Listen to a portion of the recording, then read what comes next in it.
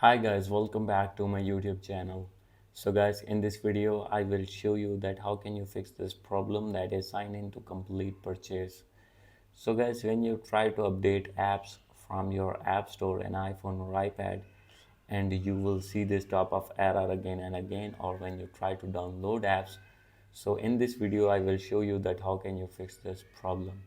So guys, you can easily fix it. First of all, you need to go back, and guys, after this, simply you have to open your settings, make sure that you have connected with strong internet connection, and after this go back, scroll it down, disconnect your VPN if connected, and after this you need to scroll it down and check for software update, and you need to update your iPhone to latest iOS version.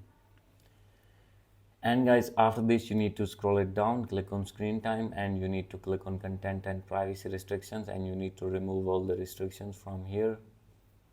And after this you can select Apple account, scroll it below, and you need to sign out to your Apple account. And after this you need to sign in again, new Apple ID, or you can sign again this same Apple ID on your iPhone as well. And after this you can easily download and install apps in your iPhone. So guys, if still not fix your problem, then no need to worry. You have to open Apple Sport app, select your gadget, click on more, and click on App Store. And guys, now you have to click on call, and you need to contact with your support team of Apple Media, and you have to tell your problem, and they will respond to you and they will fix your problem. So guys, these are the possible ways to fix your problem. Hope you like this video.